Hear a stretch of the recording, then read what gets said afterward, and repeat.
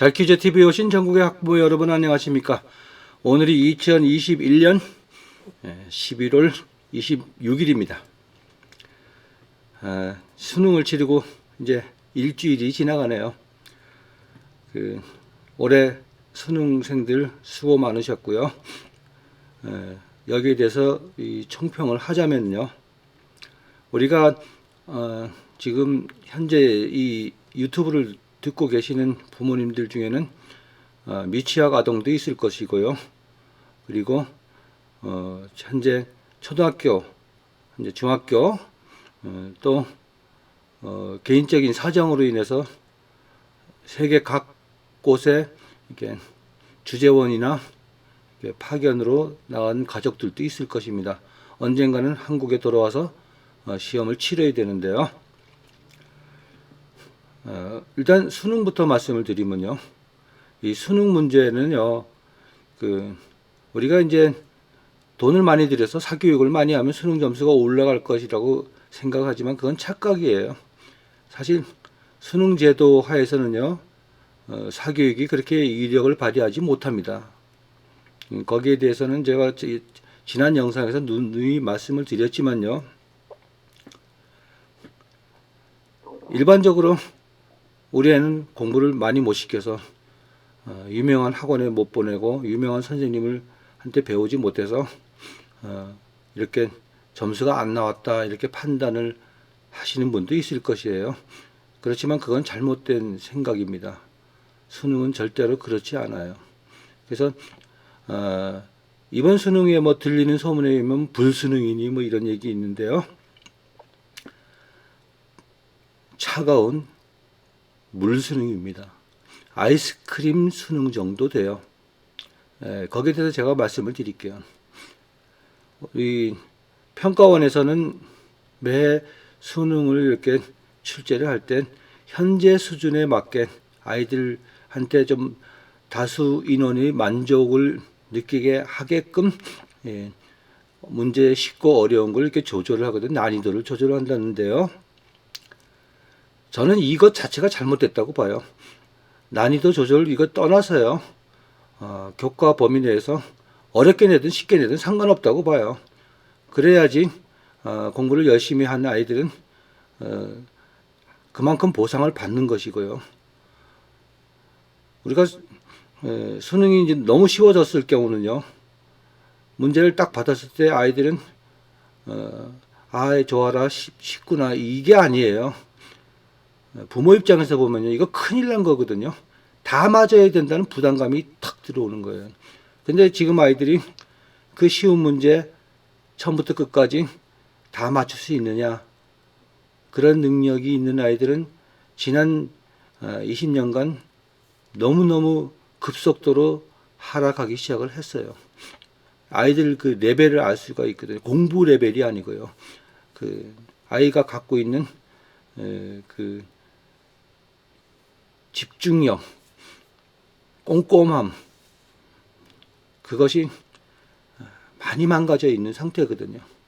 그래서 지난 6월에 평가원에서 올해 수능 볼 아이들은 어느 정도 수준인가 하고 한번 모의 평가를 해봤더니 그분들 생각에는 너무 좋은 점수가 많았다, 좋은 점수가 적었다. 이렇게 판단하셨을 거예요. 그렇지만 6월 정도의 평가원, 올해 6월 평가원 시험의 난이도는요, 작년에 6월과 비슷했습니다. 그래서 느꼈을 때, 작년보다 조금 더 떨어졌네, 이렇게 느꼈을 수도 있어요. 그럼 9월에는 그것부터 좀 쉽게 한번 내보자. 이런데 이건 난이도 조절이라는 게요, 제 3자 입장이거든요. 아이들 마인드에 쏙 들어가서 하는 게 아니에요. 물론 경험들도 많으신 분들이 그런 걸 하겠지만요. 제가 분명히 말씀드리지만 평가원에서 수능 출제를 한 이래 한 번도 한다고 난이도 조절해가지고 성공적으로 한 적이 없습니다. 그래서 9월 달에 조금 쉽게 냈어요.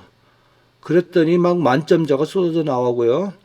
또 시험을 처음 보는 제 학생들은 이거 올해 9월, 그러니까 시기적으로 9월 달에 접어들었을 때 문제를 풀어봤다니까 점수가 잘 나오네.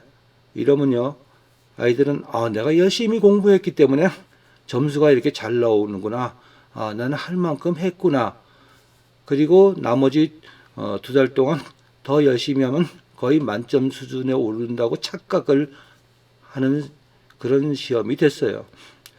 그래서 결과를 따져서 봤을 때 평가원에서요, 이건 너무 만점자가 많이 나오네. 특히 국어에서요. 그지만 아이들은 너무너무 좋았죠. 자기가 실력이 오른 줄 알고요. 그래서 요건 조금 6월달 수준 정도로 이렇게 내려가야 되겠다 하고 시험 문제를 낸 게요. 이건 한 문제만 잘못 내도요, 아이들이 이게 느끼는 체감 온도는 굉장히 낮습니다.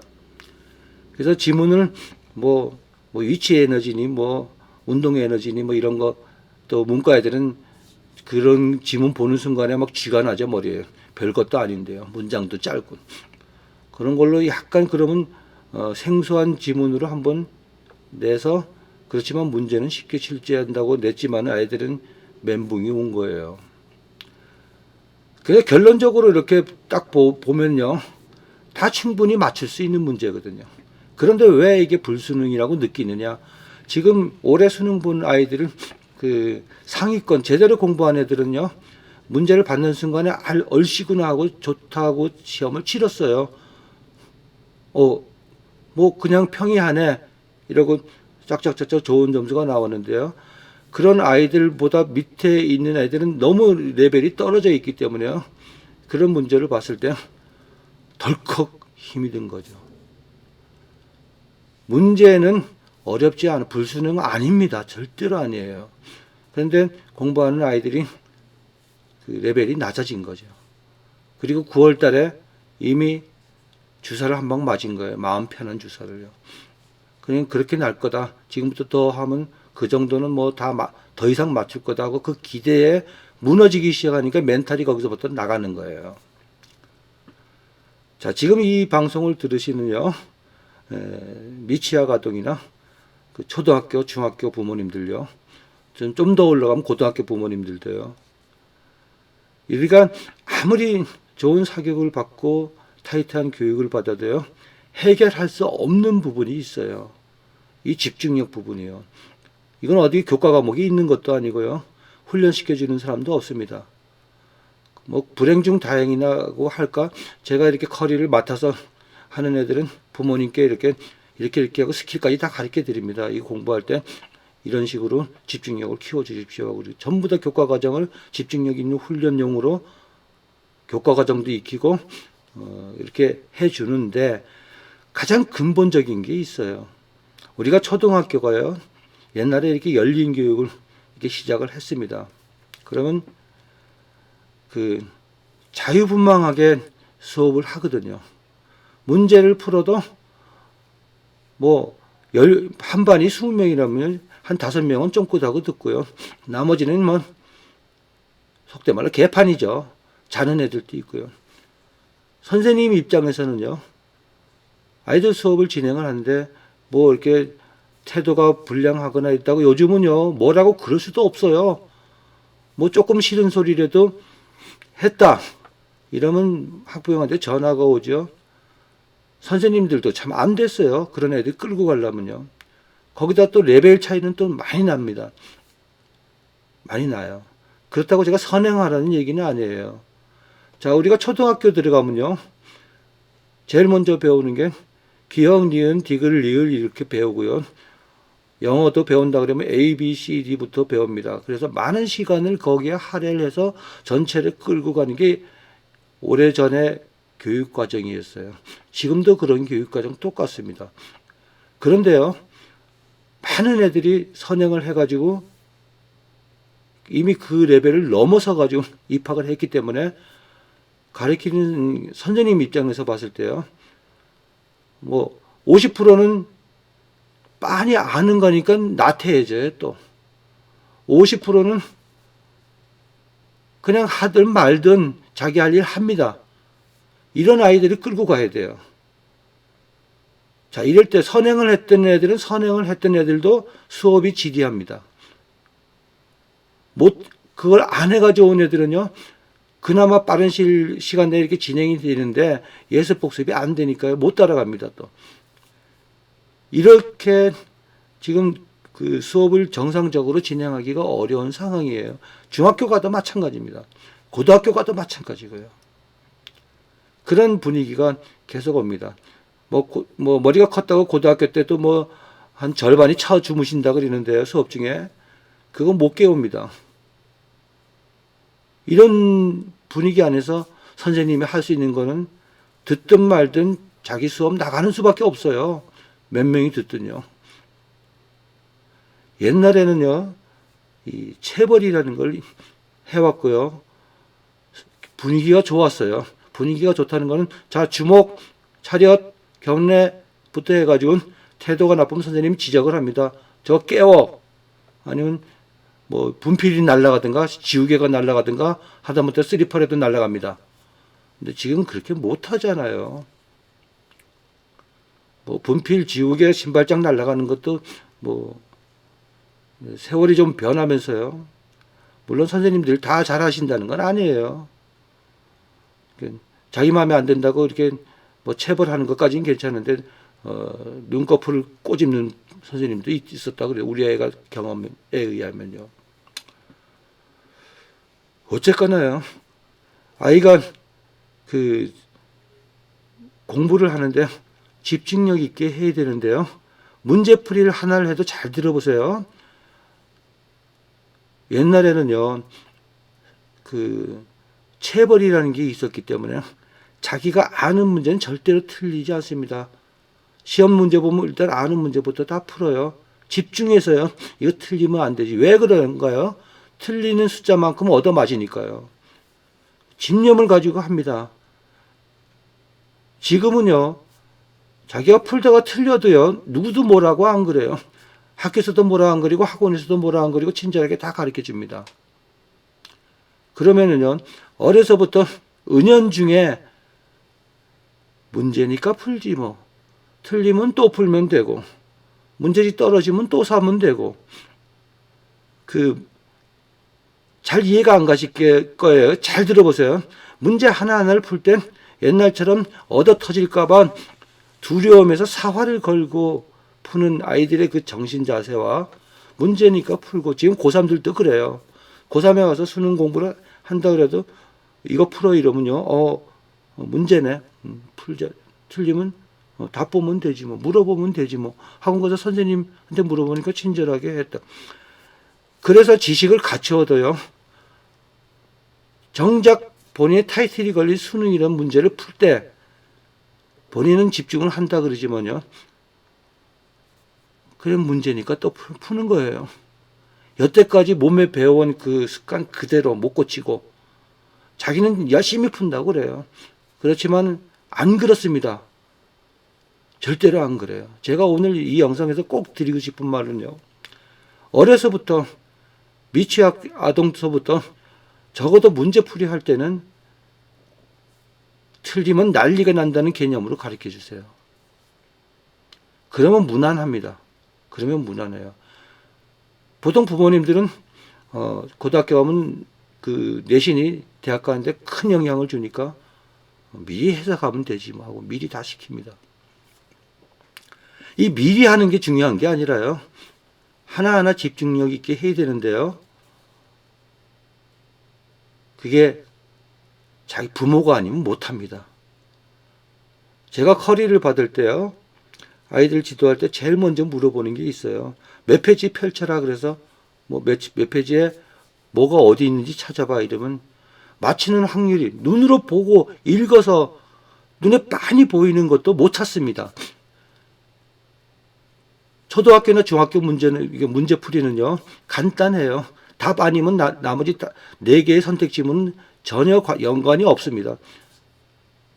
답 고르는데 고등학교로 딱 올라오는 순간에요, 모든 조건이 있거든요. 묻는 말에 조건이 있어요. 거기에 맞게 풀어줘야 되거든요. 근데 그 조건을 못 알아들어요. 읽었다고 해서 다 받아들이지는 않습니다. 기막힌 현상이 벌어져요. 이거는 부모님이 안 해보면 몰라요. 그냥 우리 아이 교육 다른 사람에게 맡기자 했을 때는 뭐 틀리든 어떤 과정에서 틀리는지도 몰라요. 그저 난이도 있는 문제에 오늘 10개 가르쳐 줬어요. 다 이해했니? 그래. 잘했어. 얘가 이 문제 풀 때 어떤 일이 벌어졌는지는 모릅니다. 그래서 이 방송을 들으시는 그 초등학생 또 미취학 학생을 키우시는 부모님들은요. 제가 멤버십 한다 그랬잖아요. 초등학교부터 그쪽에서는 디테일하게 설명을 드릴 거예요. 제발 하라는 대로 쫓아오세요.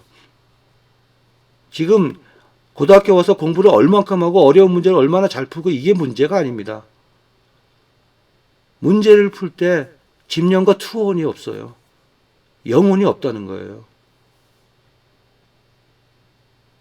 지금 제 말이 틀리냐면 고3 요번에 수능 본 사람들 부모님이 딱 보아서 틀린 문제를 과연 풀 수 있는 문제를 틀렸냐, 도저히 못 풀 문제를 틀렸나 한번 점검을 해보세요. 안 그렇습니다.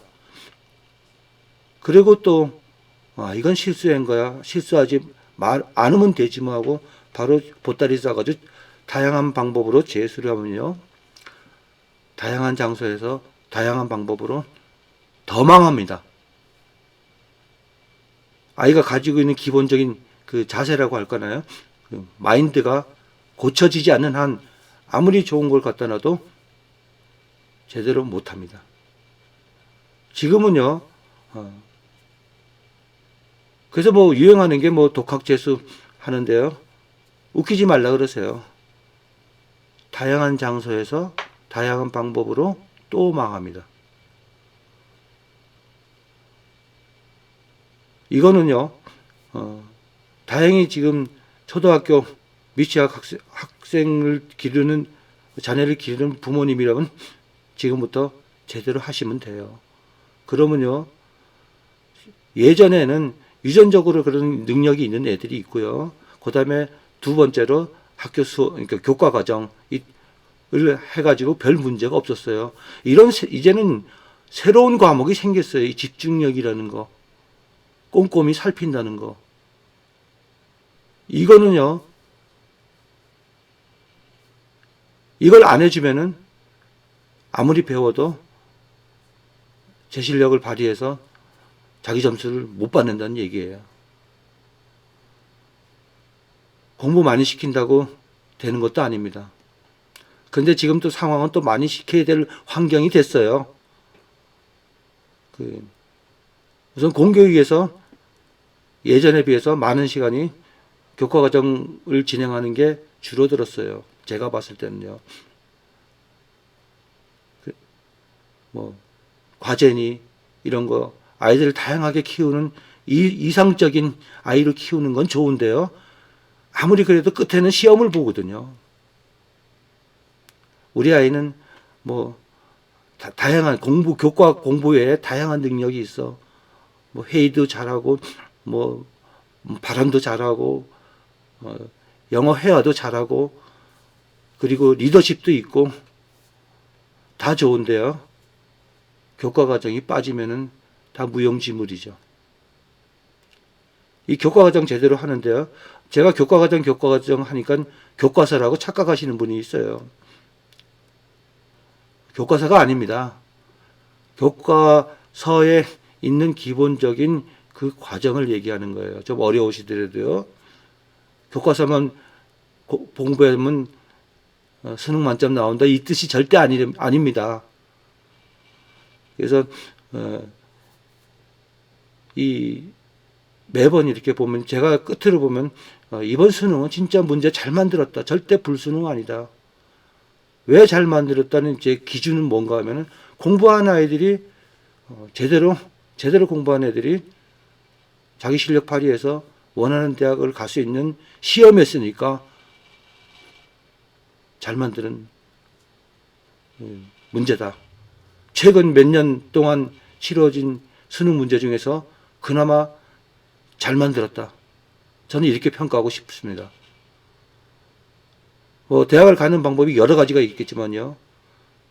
그중에 제일 쉬운 방법이 공부를 해서 가는 방법입니다. 대학을 가서도 상위권으로 올라가고요. 뭐 여러 가지 그 외의 방법, 뭐 신문이나 뉴스로 보면 나오겠지만요. 기사화돼서요. 다 필요 없습니다. 울릉도 끝이나 마라도 끝에 서도요. 자기만 공부를 제대로 한 애들은 지가 가고 싶은 대학 다 갑니다. 지금 그렇게 좋은 환경이에요. 뭐 제가 마라도라고 해서 그쪽은 무시해서 하는 소리가 아니라 자기가 필요한 교재는 인터넷에서 검색해가지고 주문하면 택배로 타고 오잖아요. 우리나라에서 제일 잘 가르치는 선생님, 자, 제일 잘 가르치는 선생님의 기준은 어려운 문제를 잘 풀어주는 선생님이 아니에요.